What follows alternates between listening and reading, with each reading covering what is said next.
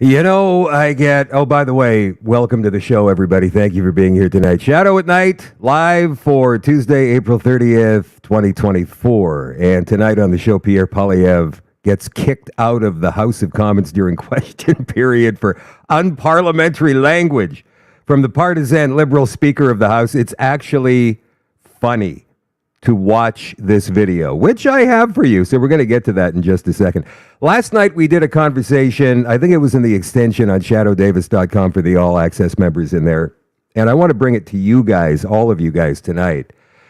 What do we have to be afraid of? We know what's coming. We're in the know here. We know what the globalists are trying to do to us. So exactly what do we have to be afraid of? And the reason I ask that question is because Ron Smith, the retired Canadian Armed Forces intelligence operator, and I had this fantastic conversation the other night, on Sunday night on the website. And we know what's coming. We can do our best to try and fight it off through protests and writing letters to politicians and all of that. But ultimately, these people are going to do what they're going to do, and the rest of it is going to be in God's hands. I'm not saying we stop fighting. That's not what I'm saying at all. Don't get me wrong there. I'm not giving up. I'm not going anywhere. I'll stay in this until the bitter end. That's a promise. But the level of paranoia that I've been seeing lately, oh my God, the RCMP are committing treason. You know, people are sending me messages like that. And I say, yeah, I know, you know. You know what's going on. I'm scared to put my credit card number on your website. Okay, I understand that, but please understand, you're already in their system. You know this. What can they do to you that they're not going to do to you anyway? Right? And that doesn't go just for my website. That goes for anything. So you guys go ahead and live your lives. Of course, live your lives. Just the fact that you are aware, you're in the know. You've seen the 3D picture already. You see what's coming. That in and of itself is the armor of God. That is your weaponry. That is what is going to protect you and your family from what's coming. Right? Protect what's yours. Ultimately, going forward, that's going to be what we have to do. And I did a deep dive because I went down a rabbit hole this afternoon. And so I'm going to present some stuff to you tonight that is very detailed about their plan. You may have seen some of this stuff before, but if not, or maybe you want to see it again, but if you haven't seen it, then stick with me. Become an all-access member at shadowdavis.com, SHADOEDAVIS.com. We're going to present that to you in the extension after 9 o'clock Central tonight, because it's all quite interesting, and it's complete with some videos, interviews from former Club of Rome members. And people who have been talking about this stuff for the past 50 years, at least. 50, even longer in some cases. This has been a plan for quite some time, going back even to before Canada was a country, going back to the swine flu pandemic of 1917, 1918. They caused all of that stuff. Like Ron said the other night, these guys are like Vince McMahon with the WWE. They're moving the characters around the board. 1 second you're a good guy, the next second you're a bad guy, or the next year you're a bad guy. Look at Ukraine, look at Israel, look at these examples. And all they have to do through their radical neo-Marxist media is manipulate public opinion to make us feel that way. So they've got us going in every different direction, right? So if you ignore that noise, you're 2 steps ahead already. So you don't need to panic. Please take a deep breath. There's no need to panic.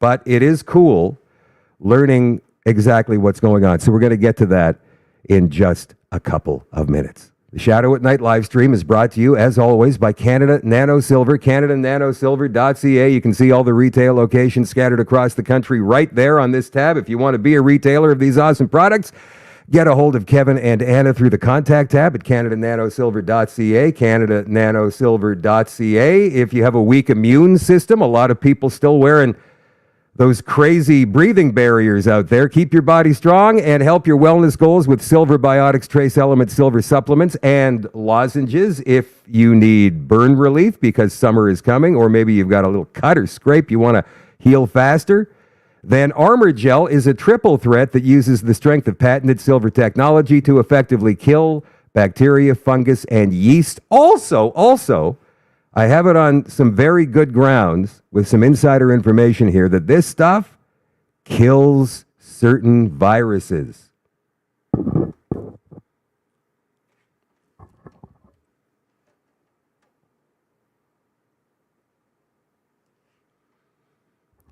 I can't name the virus here. That could just completely cause lawsuits. So I'm not doing that. But what I am saying is that this stuff has been known to do that in laboratory experiments, and there have been over 30 of them done. And this stuff will not cause you any harm, and it will not turn you blue either. Canada Nano, I always enjoy that question. CanadaNanoSilver.ca, CanadaNanoSilver.ca. Who is watching tonight? Cora, hello from Dedmonton, she says, watching on Facebook. Hello, Roxy. Watching in Irvine, Alberta. Hello, Phil and Wainwright. Michelle is watching tonight in Regina, the Queen City. Kim is watching tonight. Brent, hello. Carla, watching in Calgary. Michael is watching tonight in Brampton. Hello, Holly. Holly says, Pierre Poilievre being kicked out of Parliament. Absolutely more political theater. Of course it's political theater. It's hilarious. It's hilarious. The Liberals can say whatever they want to say. Like, what did Trudeau call Poilievre today? Called him a name, that was fine with the speaker, but then Poilievre said, wacky? What was the word? You know, we've got video. We'll tell you in just a second. Hello, Donna. How are you doing? Lana's watching tonight in Kelowna, beautiful Kelowna, British Columbia. Hello, Deb in Merritt, BC, and Shireen is watching tonight in Napanee, Ontario. If you're watching on Facebook, if you're watching on X, it's a repost, it's a share, it's a like. Let's get this out there, guys, to as many people as we possibly can. It's important this information get out there. The other reason we do this show, aside from comfort and community, you guys sharing with each other, because I know some friends have been made in the comment section. You guys actually go outside the comments now and you talk to each other through Messenger, even phone calls in some cases, which I find really cool that you met through this show. And hopefully you get a chance to meet in person one day. On Rumble, who is watching tonight? Patricia is watching, and Riznan 3PR is watching tonight. Potion 13. Hello, Esky Dogs, Enrico Suarez, and where's Balls? Have you guys seen Balls lately? Mall Walker is watching tonight. Amnesty, hello. Susie Q, Mustang Sandy.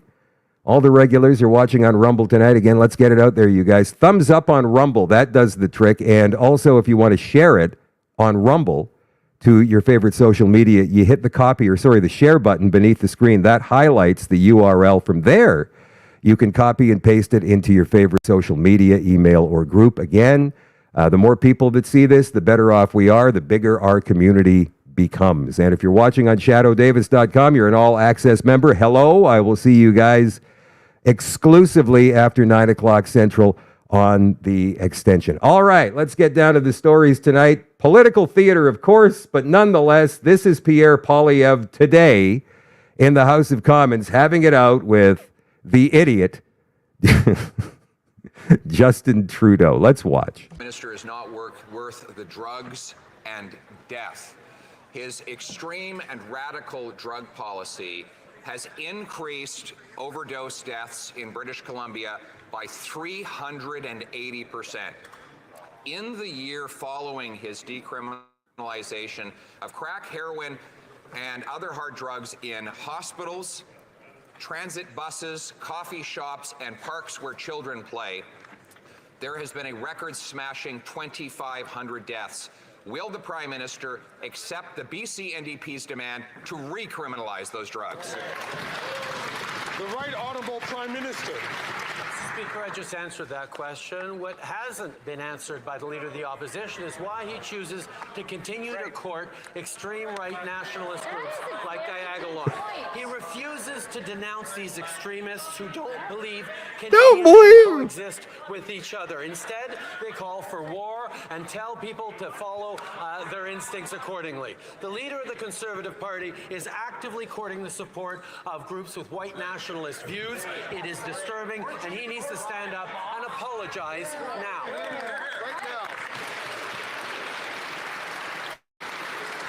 So this is like the Marxist corporate media telling a politician that he or she has to apologize for something. Remember, Poilievre over the weekend went to the carbon tax protest at the border of New Brunswick and Nova Scotia, and he went and toured one of the RVs there. And he was photographed next to the door of the RV, and there was a Diagolon sticker on it. So these guys, their hair's on fire, these liberals, they're all over trying to paint Poilievre now as a right-wing radical extremist white nationalist. You should apologize. Colleagues, so soon in question period, it is important that we try to control ourselves. I'll ask the honourable member from St. Albert, Edmonton, please, to allow members to ask the questions and members to respond. The Honourable Leader of the Opposition. Mr. Speaker, I always condemn extremism and racism, including from the guy who spent the first half of his adult life as a practicing racist, dressing up in hideous racist costumes. He did. He did. There's pictures. There's even GIFs now. Memes. The Honourable member, Leader of the Opposition, knows that to make an accusation directly at the character of a single person is not appropriate. And I'm going to ask all members to control themselves. Okay, so the Liberals are changing the rules. This is like watching a hockey game where you know the referees are one-sided. Kind of like watching a Boston Bruins Toronto Maple Leafs game, where you know it seems like anyway the referees completely favor the Bruins. In this case, we know this is a Liberal, first of all, and they got to do something about this system where the Speaker of the House, the guy who's supposed to be the arbiter of truth, the referee, if you will, between the two main parties, is a member of the ruling party. Of course he's got partisan inside of him. He's got feelings. He's going to take sides, even if he's not supposed to. And this guy is probably the worst of the worst, Greg Fergus. Anyway, let's continue.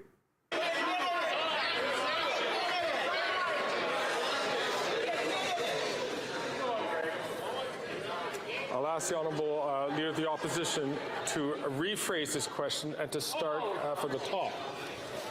Mr. Speaker, I will also condemn the extremism of a Prime Minister who gives hundreds of thousands of dollars of anti-racism money to a Jew hater who has proposed shooting Jews in the head. I condemn a Prime Minister who allows the IRGC, which murdered 55 Canadians, to remain legal. And I condemn a Prime Minister who allows open use of crack, heroin, meth, and weapons in hospital rooms that threaten nurses and on school buses next to children. Will the Prime Minister reverse his extremist policies and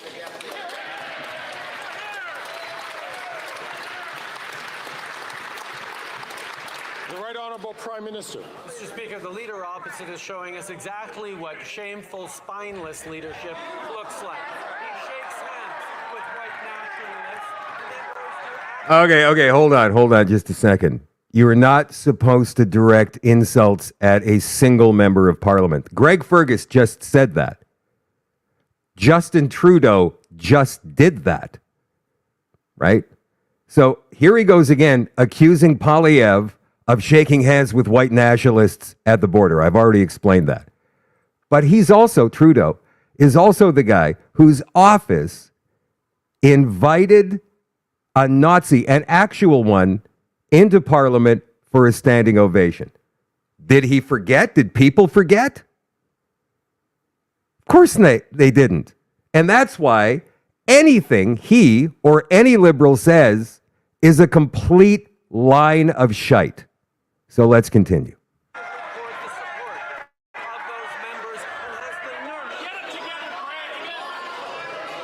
And the Conservatives are furious. You can hear them yelling. They're just disgusted with all of this.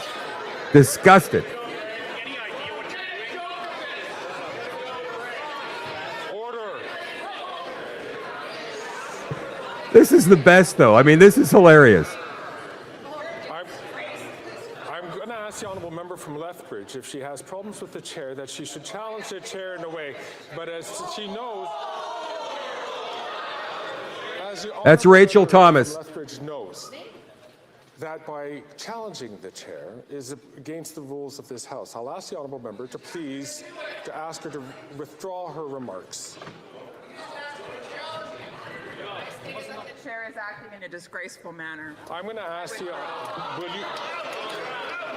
This is great. I love this. No, seriously, guys. Now he turns off the microphones, right? Because he doesn't want us to hear what's going on in there. It's embarrassing to him, maybe. I don't know. He's lost the room, I guess. We didn't hear what Rachel Thomas, the MP for Lethbridge, said, except for the fact that I believe the chair is acting dishonorably, which I believe, absolutely believe.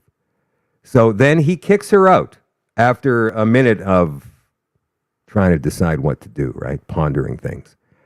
But it's going to get better. It's going to get better. We've got more.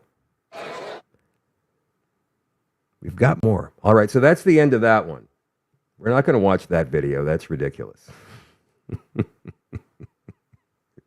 Okay, so now we get to Poilievre being asked to withdraw his comments after what he said. So this is what happens next. Transit. When will we put an end to this wacko policy by this wacko prime minister? Oh, right, wacko.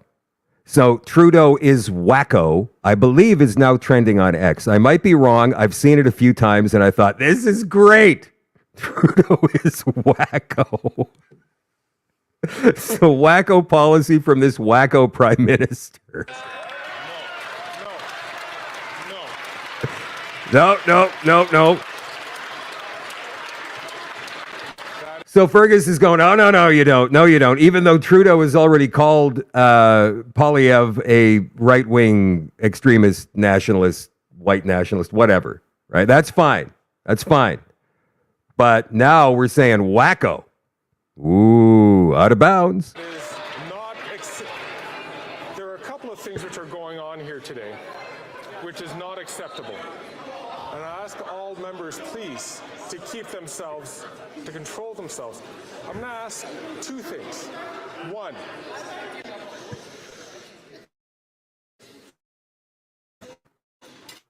I'm going to ask the Honourable Leader of the Opposition to withdraw that term, which is not considered parliamentary. Mr. Speaker, I replace wacko with extremist. He is an The Honourable Member to please... He replaced the word, so he technically... I'm going to ask the Leader of the Opposition once again to just withdraw that comment. He replaced the word. And I'll invite the Honourable Member...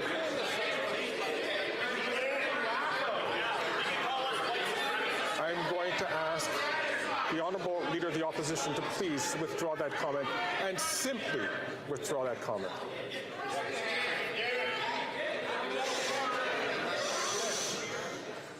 I'll replace it with radical leftist policy. I am not asking to replace. I'm asking the Honourable Member to just simply withdraw. Mr. Speaker, I replace the word wacko with extremist. Okay, so I want you guys to understand something here. Ejecting a member of parliament during question period is supposed to be the last resort. You don't see it happen very often. It's one of those things that it's very rare, very rare. Usually it's when Parliament's in session and the backbenchers are arguing back and forth. There's maybe 100 people in the room, as opposed to this, a full house with all of the leaders present.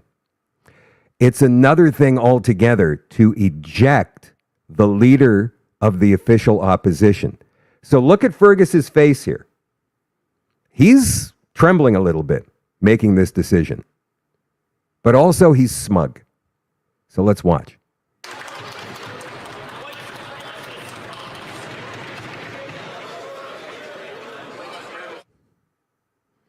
He doesn't know what he should do. One last time. To please withdraw that comment and simply withdraw that comment. I simply withdraw and replace with the aforementioned adjective.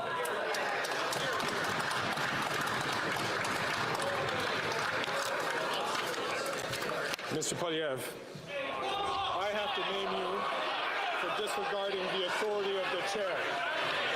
Pursuant to the authority granted to me by Standing Order 11, I order you to withdraw from the House and from any participation by video conference for the remainder of this day's sitting. So what you've got here are the Liberals and the NDP and the Bloc, probably, because they joked about this later, all sitting there rubbing their hands in glee because they don't want to have to argue their case. They don't want to have their failings on the record. And Poilievre and the Conservative Party are the only ones holding anybody to account in there.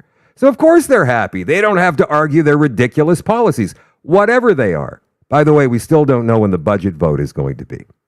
So what happened after this was Pierre left the room and the entire CPC caucus, all 120 of them, followed with him, leaving that entire side of the House of Commons empty and no business, worthwhile business happened afterwards. So here is video now.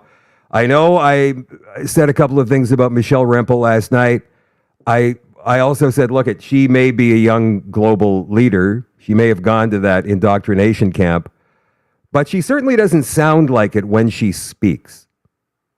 So this is directly following Poilievre's ejection, with the entire Conservative caucus joining him out the door in solidarity. Right after that, this is what Rempel had to say to us here. I am here just outside the chamber of the House of Commons, where the Liberal Speaker, Greg Fergus, just ejected the leader of the Conservative Party from the House of Commons during question period. So for those of you who are just joining, to be clear what just happened, I'm just outside the chamber of the House of Commons. The Speaker of the House of Commons just ejected the leader of the Conservative Party of Canada, Pierre Poilievre, from the House of Commons for asking questions in the House of Commons. And this is what's going to get all of you mad. And you need to share this video so people see what's actually happening here. Today, Pierre Poilievre, moments ago in the House of Commons, was asking questions of the Prime Minister about why he is failing to grant the BC NDP party's request. This is the NDP government in British Columbia to essentially end the policy of decriminalizing hard drugs like heroin and crack, which is creating untold amounts of death and destruction across the country. What Justin Trudeau did was he was getting up in the House of Commons saying all of these crazy things. And did the speaker chastise, did the so-called neutral speaker chastise Justin Trudeau? Of course he didn't.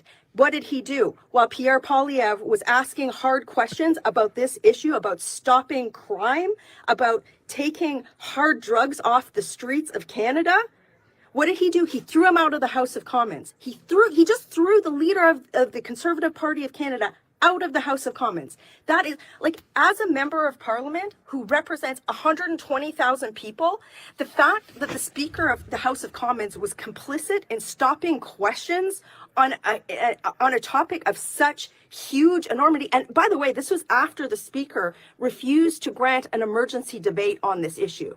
And also, Pierre Poilievre, the leader of the House of Commons, or the leader of the opposition, he pointed out in this request for emergency debate yesterday that this is an emergency debate. People are dying. And yet the Liberals are doing nothing. And that Justin Trudeau, he gets up in the House of Commons and he's trying to deflect and make accusations and all this sort of stuff. Did Greg Fergus hold him to account for any of this stuff? Of course he didn't. Of course he didn't. Yet he threw out Pierre Poilievre. Conservatives, we walked out in solidarity with Pierre Poilievre because this is outrageous. And I don't care how you vote. I don't care if you actually are a Liberal supporter. That is your right. But you should be very concerned about what just happened in the House of Commons today, because you cannot have a proper democracy unless the government is allowed to be held to account. This is this is one of the core principles of Canadian democracy. And I have been elected for a hot minute and I have never seen something happen like this. And guys, you know this is not going to be appropriately or if at all reported in the mainstream media. So you need to share this video. And again, let me talk to people. Look, I get it. You might not be a conservative. All right. Michelle just goes on with a big, whoa. Michelle just goes on with a big bunch of babble after this. Obviously, she's off her game here. She's completely and totally jarred by what just happened. And I find that very refreshing, you know. I mean, it's good to see the passion coming out in these MPs, not necessarily because they're partisan, but because they believe these issues need to be heard. And what they showed today was that the Marxist, neo-Marxist, liberal NDP coalition is not interested in hearing any arguments against their policies whatsoever. They made that perfectly clear. And she's right. This is not going to be reported on correctly by the left-wing corporate media, so it's up to us. Now, I'm seeing in the comments here that some of the Conservatives came back for the second part of debate later on this afternoon. That really doesn't mean much. It's like, okay, we'll come back. We'll see what's going on. What are you guys talking about in here? What happened today, and it could be, too, that Poilievre was playing to his base. It could be. Maybe he just went, you know what? I don't see how this is going to hurt me. I'm here calling out this idiot on these ridiculously stupid policies that 80% of Canadians agree with me on. And they're going to kick me out for that? For saying what, wacky? Was it wacky?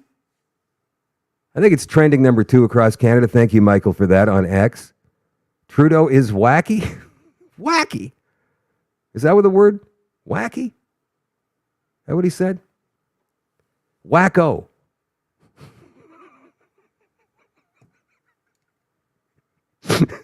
Like, it's some sort of insult. Oh my God, you're insulting millions of mentally ill people. You mean like the trans community? All those wackos?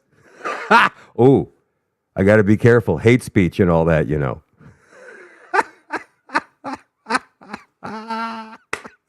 There's more. This doesn't go away yet. This is the government House leader for the Liberals because they were all over X today. Oh my God, the children on the other side of the room have left and now the adults can get back to business. I mean, they were saying that Pierre Poilievre behaved deplorably and blah, blah, blah, blah. Now, to their credit, they all said different things on X. They didn't all write the same posts from the same script from the communications office of the PMO, so I'll give them that. But you can bet they all got together and said, we got to get on X with this. We got to get on social media with this. We got to use this. But the thing they don't seem to understand is that any time any of them open their mouths, wherever it happens to be, whether at a press conference or on social media, their popularity goes down even more because they're defending the undefendable. So let's hear what this idiot has to say. What you witnessed in the House of Commons moments ago is a disgrace. It's a disrespect for our institutions, a disrespect for the Speaker. And let's just recap the last week. You have a leader of the opposition who proactively visits and cultivates the support of white nationalist extremist groups, people who have threatened wars on LGBTQ communities, who have threatened to gang rape female journalists. This is not normal. What is also not normal, and which we should not overlook, is that just yesterday, with a wink and a nod, the leader of the opposition threatened to tear up the Charter of Rights. So it is no surprise That story's that coming up. That now story's all coming up. jacked up on this very extreme rhetoric, the House of Commons turns into something quite unprecedented, where the opposition are asked repeatedly to withdraw their extremist language, refuse to do so, and when they're not permitted to continue with their extremist language, withdraw from the House. Oh my God. So a wink and a nod. He's talking about Poilievre doing something unconstitutional, but not really saying it yesterday during a speech he gave. In the meantime, here is the statement from Jeremy Mackenzie, the leader of Diagolon. Hello, everyone. He's wearing a suit and tie. I think he's trying to be very, very serious here, which is uncustomary for Jeremy. But anyway, let's get on with it. It is I, odious dirtbag and de facto leader of the Diagolon, Jeremy Mackenzie. I was in court all day and I was already dressed, so don't read into this too much. Okay. I've come today to address directly Pierre Poilievre, the Conservative Party, and its supporters. While the previous days have been a source of amusement, bewilderment, and confusion for many, with respect, this undermines the seriousness of the peril our nation has found itself in, yet again, due to the bumbling, inept application of malevolent power from the Prime Minister and his Liberal Party. I've tried very hard to grasp the angles at which the views espoused must be located to come to any kind of conclusion that does not include incompetence, recklessness, or outright malice, but I cannot. First, let me explain Mr. Poilievre's scandalous photo and the Prime Minister's words on this so-called encampment. This protest action was born out of a small orbit of perennial freedom protesters, seemingly quarterbacked by a Mr. Sam Fields. Mr. Fields and I have no relationship, and I have no recollection of any interaction with him. My partner Morgan doodled a Diagolon flag on his trailer door over 2 years ago during the Ottawa protest action, meant as a friendly gesture of support and nothing more. There is no connection between myself, Morgan, or any of the more prominent voices in our makeshift, loose-knit community than that. Any connections being made are tenuous at best and purely coincidental. There is no involvement whatsoever, and I have relayed this to Mr. Fields to immediately remove that drawing from his door, as he does not represent me or our community in any way, and I do not support him. Secondly, if it was not painfully clear to sincerely interested parties after Karim Assad's investigative reporting that can still be observed at hategate.ca, from source documents obtained through Freedom of Information requests, that the RCMP's own conclusions through thorough investigations of myself reveal they were unable to locate any noteworthy criminal or violent activity and could not even define Diagolon as a group in any traditional sense. At its core, it is a tightly knit in-group of like-minded folks that enjoy my podcast and commentary. This government used this fantasy narrative painted by the Canadian Anti-Hate Network to enact the Emergency Measures Act in February of 2022. The Canadian Anti-Hate Network, by the way, has been given nearly $1 million in funding by the same Liberal government. I was compelled to testify under oath to my involvement at the Public Order Emergency Commission from custody, which can still be viewed online at your leisure. Now, I have nothing to hide and have since defeated 4 of the 5 trumped-up politically charged cases against me, something the media has conveniently developed a selective memory of. I am not a criminal. I have never been convicted of any crime and have only ever acted in good faith from my 14 and a half years of frontline military service to present day, tried to do and speak to what I believe is the truth and what is in the best interests of our people. Not everyone agrees, and that's okay. It's their right. One thing, most of all, that I cannot abide by and I cannot allow to transpire without challenge is a lie, which is what this Prime Minister and his team have been perpetuating. This is not the first or likely last time the Conservative Party of Canada will have to suffer the indignity of dealing with this island of misfit toys called Diagolon, and it is very clear to my audience, as well as the CPC, I'm sure, and Mr. Poilievre himself, that we are not mutual friends. In fact, there's a very deep and I'm sure mutual disdain for one another. However, my personal feelings and opinions aside, I felt compelled to address this ongoing circus act for the good of those trying to parse fact from fiction. The CPC has no connections or affiliations with myself or anyone involved in my circles. These claims by the Liberals are an outright and deliberately malicious fabrication in a desperate and pathetic attempt to sway support away from the Conservative Party momentum that appears overwhelmingly likely to crush the Liberals in any election held anywhere in this plane of reality. I have been and will continue to be a sharp critic of state power, including Mr. Poilievre and his team.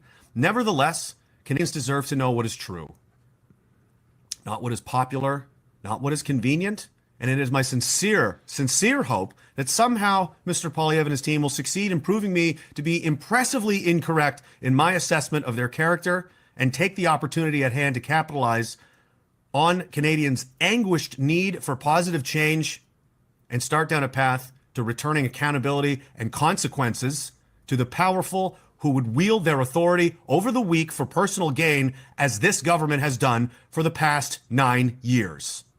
I will not hold my breath, but I will continue to struggle and fight for Canadians in my own way, while I pray that the assuredly incoming Conservative government will do the same. Thank you. Pro Patria. So there is, love him or hate him, Jeremy McKenzie. I've got to get him back on the show at some point soon. I like Jeremy. We don't agree on everything, obviously, but I like him. Some people are saying, oh, he's controlled opposition. Watch out. This whole thing is just one big, huge, scripted drama designed to draw you in. But remember that they're all fighting for the same team, the globalists. I say, look, that may be, that may not be. But I don't believe that Pierre Poilievre is one of them. He may be corrupt in some ways. He's been a politician long enough. But I don't believe that he's one of them. You can be corrupt and not be a globalist. Remember, those two things are not exactly hand in hand all the time.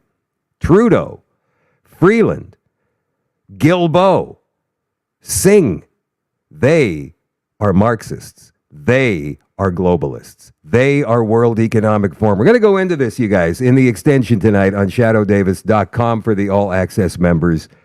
Give you a little bit more insight as to what's planned, what has been carried out, what is yet to come, and who's behind it all.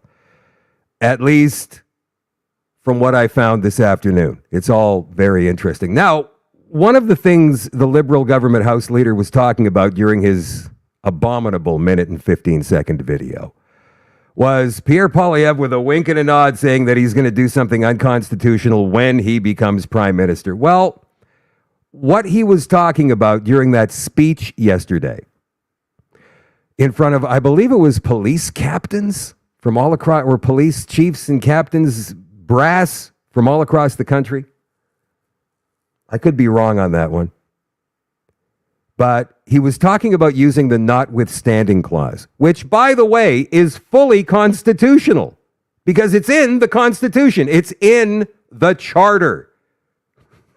Now, I don't agree with the notwithstanding clause, but when you've got a country full of progressive Marxist judges, it's the only way to get around these ridiculous soft-on-crime rulings that we've been seeing, and I'm going to tell you more about at least one of them in just a second. So this comes from, of all places, City News Kitchener. Virani, this is the Justice Minister now, says Poilievre's willingness to use the notwithstanding clause threatens rights.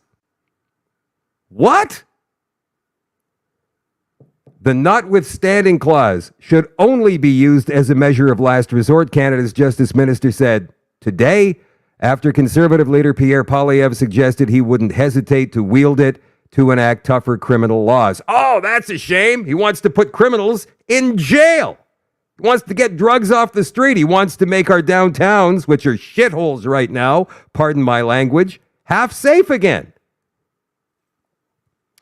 Poilievre told, it was the Police Association, not all the bigwigs, but the Canadian Police Association, in a speech yesterday that he would legislate stiffer penalties for convicted criminals and those charged with crimes who have a record of violence. All of my proposals are constitutional. They are, because the notwithstanding clause exists in the Constitution. So it's not unconstitutional, Mr. Justice Minister, I'm sorry to say, which is kind of embarrassing for a Justice Minister to get something that wrong publicly. Anyway, Poilievre went on to say, and we will make them constitutional using whatever tools the Constitution allows me to use to make them constitutional. I think you know exactly what I mean. Wink, nod.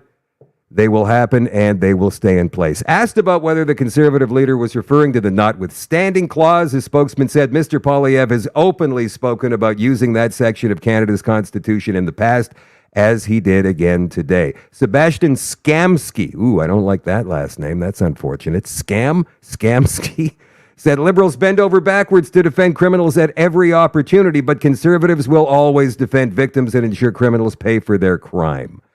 Poilievre routinely accuses Trudeau of failing on criminal justice and has promised to enact a suite of tough on-crime measures and prioritize victims. Trudeau said Tuesday that Poilievre is proposing to override the fundamental rights and freedoms and protections of Canadians. You mean like you did, Mr. Prime Minister, when you invoked the Emergencies Act illegally, as a federal court found and ruled this past January? This guy is a heaping, steaming pile of crap, Trudeau. And by the way, I'm going to do a poll very, very soon. And the poll is going to be, is Justin Trudeau a narcissist or a sociopath? Has he crossed the line from narcissism into sociopathy? You guys go ahead and write down what you think in the comments. Narcissists don't generally aim to hurt people. They are in it for themselves. But sociopaths, they do want to harm people. So what do you think? Is he a narcissist or a sociopath? Or maybe a little from column A and a little from column B? Justin Trudeau has told his Liberal caucus not to expect increased public support this year. Can you imagine what all these backbench Liberal MPs are thinking right now? What am I supposed to do then? Like, I guess I'll just sit here and take it? Take all the abuse and the crap because of you? You know, if he actually said these words to them, don't expect a lot of public support this year, then there should be some kind of coup d'etat boiling in the Liberal back rooms. Some people should be, like a game of Survivor, some people should now be forming factions to take this guy out. Trudeau told his Liberal MPs in a caucus meeting that they should not be expecting much improvement in the public support for his party. This comes after reports circulating that the Prime Minister's office had set an internal goal to shave the Conservatives' lead in the poll by 5 points every 6 months, aiming to hit their first deadline by July.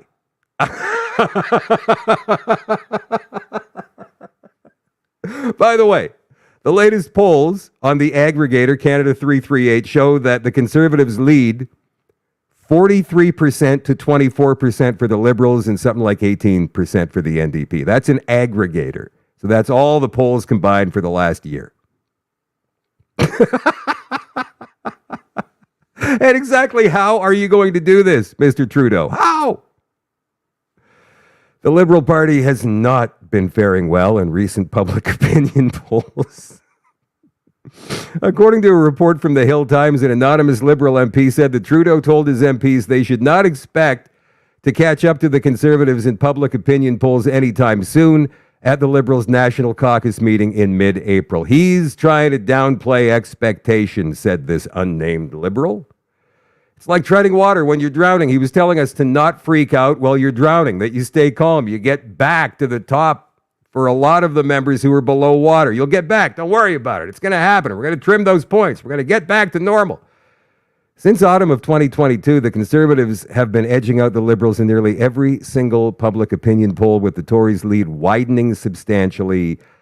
I worked it out. Remember a few episodes ago, I worked it out. Probably started last August, where the lead started to widen, like really get big. It was like 4 or 5 points for about 6 months. And then something amazing started happening. 10 points, 12 points, 14, blah, blah, blah. On and on and on it went. It got to the point where some of the pollsters, like, respected pollsters across the country, were coming back with 20, 22-point gaps, except for certain ones like Ecos, whose owner is a wacko. Trudeau and the Liberals were hoping that their 2024 budget and the flurry of announcements that accompanied it would buoy support for the party, especially among younger Canadians frustrated with the state of the economy and the housing market. That hasn't happened, my friends. And it's gotten to the point where Jagmeet Singh is still waffling on whether or not the NDP is going to support it. All right, changing gears. We've got a few more things to cover before we get to the deep, dark secrets of the global cabal coming up in the all-access extension on shadowdavis.com. That's going to be in about 10 minutes. This came from the Calgary Herald. I found this odd. Now, this hasn't passed into law because it can't. It can't. There is no city council in this country that can just decide willy-nilly that non-citizens can vote in their elections. But they can pass a motion, right? So here's the story. Challenging the status quo, voting rights motion passes 9-6. So we know we've got, hang on a second. Where did that story go? Did it just vanish? Now I'm going to have to find it again.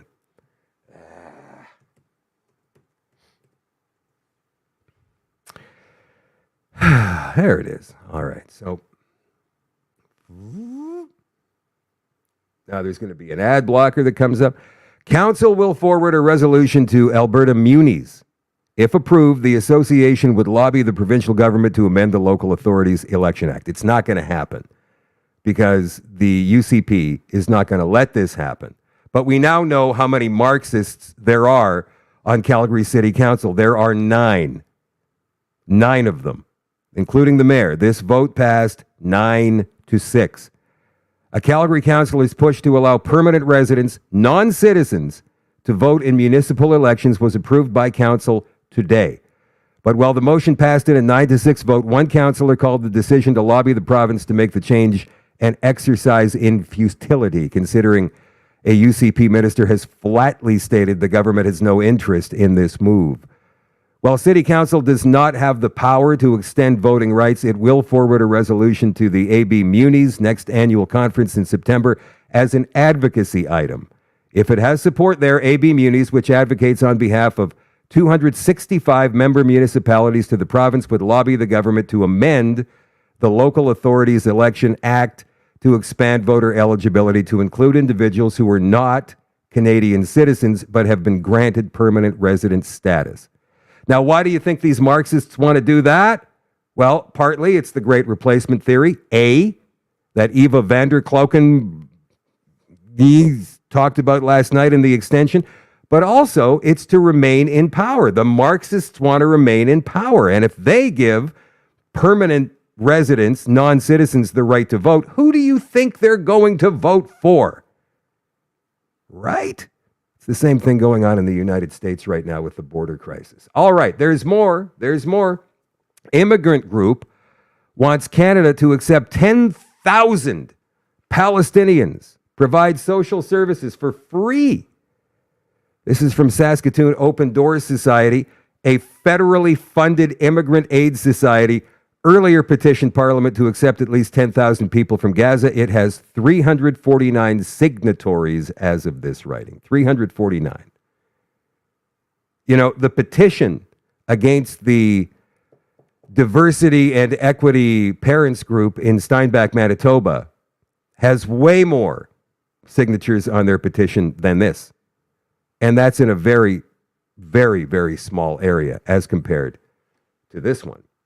So let's go ahead and read the story from Rebel. Select Canadian groups are advocating refuge for 10 times more displaced Palestinians in Canada than initially pegged by the Trudeau Liberals. Just what we need, right? And I'm sorry, man, this is going to sound horrible to some people, but come on already. Like, how many more can we take before our culture is completely erased? Well, Canada doesn't really have a culture. It is the world's first post-national state. Justin Trudeau, just after he got elected, he told the New York Times that. And nobody knew what it meant at the time, but we know now. Saskatoon Open Door Society, a federally funded yet. Our tax dollars go to fund an organization like this. An immigrant aid society, that I don't mind. New residents need some help. Where to get groceries, how to get oriented in the city that you've chosen to live in. But other than that, go and get yourself a job. This society earlier petitioned Parliament to accept at least 10,000 people from Gaza. They received $1.3 million of our dollars from Justin Trudeau last year. Humanitarian visa applications opened on January 9th with a quota of 1,001, not 10, displaced Palestinians. Petition E-4959 called the current quota unreasonable and inhumanely restrictive. Sultan Ali Sadat, a director with the Immigrant Aid Group, introduced the petition, later sponsored by New Democrat MP Jenny Kwan Friday. It has 349 signatures as of this writing. This is necessary to address the scale of the crisis and to provide refuge to those in urgent need of protection and assistance. I'm sorry, man. We're all tapped out. No more rooms at the inn. That's it. The immigration issue is getting worse. And it doesn't seem that Poilievre wants to talk about it. He doesn't want to talk about it, probably for political reasons, or he's trying to tie it to the housing crisis. But he's not talking actual numbers, and he's certainly not. He's talking about the IRCG, the Iranian group, the Iranian secret service that's going around killing people, the Iranian terror group. That's what they are. He talks about Chinese police stations. He talks about Chinese interference. But he doesn't talk about the overload of immigration that this country has had in the last 9 years since Trudeau. And there is an overload. We can't take it. Like I said, our culture is being erased. Canadian culture. And a lot of people had a rough time putting their finger on that a few years ago. I think the more we get squeezed, the more we're able to actually define it. But we're getting erased. And that's why I asked you guys a few weeks ago, to write down something uniquely Canadian, something that makes you feel Canadian. What has made you feel patriotic, where you get an emotional swell inside you and almost shed a tear? Remember the other night when there was a brief clip of the Freedom Convoy? It was last Wednesday night. And we put on the trailer for that movie, COVID Collateral, which is coming out next week. COVIDcollateral.com, by the way. Go to the website if you want to see. And there was a clip of the Freedom Convoy in that trailer, and I got emotional. And because I'd watched the trailer a couple of times, but I guess I had missed that piece of it.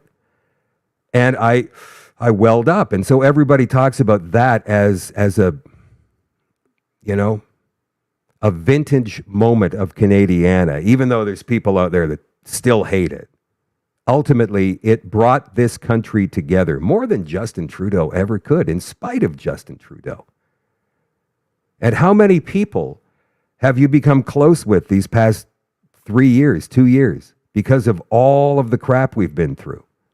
Probably Canadians from all points in the country. And so you learn a little bit about their region that we didn't know before, and vice versa. So I think Canada now, at least the remaining Canadians, those of us who have been here a while, the old stock Canadians, are more Canadian now than we've ever been. There's the irony. And when you bring in these cultures who are, let's be honest, not really compatible with Canadiana, that creates a problem.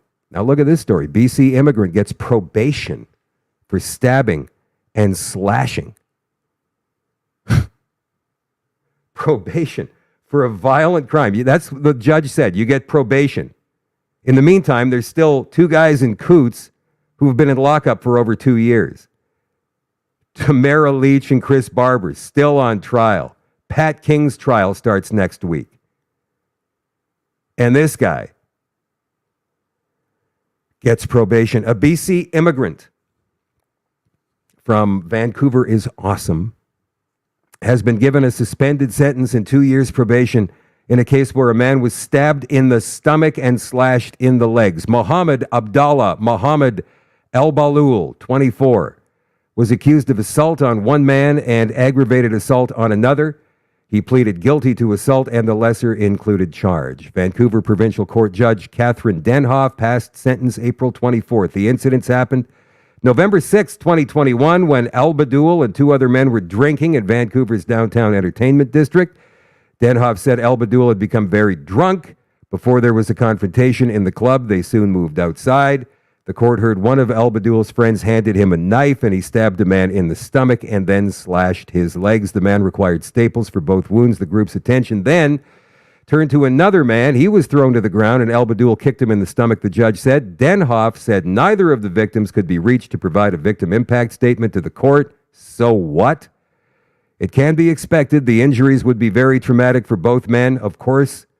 The Crown had asked for 6 months in jail. 6 months? Well, defense lawyer Jordan Allingham suggested a suspended sentence. Denhoff said Al Badul was born in Libya and was 11 when war broke out there. She said he has experienced much violence and lived through the killing of relatives, so we're going to let him off easy. We're going to let him off easy. I have a great piece here. I'm not sure what side Conrad Black is on. What side do you think Conrad Black is on? He was at the Tucker Carlson event in Alberta with Jordan Peterson a couple of months ago. And I went, I don't know about this Conrad Black guy. Maybe because he's a rich, elitist aristocrat. But I think maybe he's been on the other side, doesn't like what he sees, and he's come over to this side. I don't know. Maybe he's a man without a home. But he wrote a great piece on the climate lunatics that we're going to read for you in the extension coming up in just a couple of minutes on shadowdavis.com. If you're not an all-access member, go there and sign up for the year. It's $9.99 a month. If you want to buy 1 month, that's going to cost you $12.99. You can also sign up for free for the newsletter, and that gets you the newsletter. All right, so for those of you sticking around for the extension, I'll see you in 2 minutes. For those of you who are not, I'll catch you tomorrow night at 8 o'clock Central with Mountain View school trustee Paul Coffey from Florida. That's where he is. He's in Florida right now, and he's going to be joining us for the show tomorrow night. He said a few things the left-wing corporate media didn't like. You know, common sense things. So he's going to join the show tomorrow night. I'll catch you guys tomorrow night. Love you all. Appreciate you all. I'll see you soon. And all access in 2 minutes. I'll see you in just a second.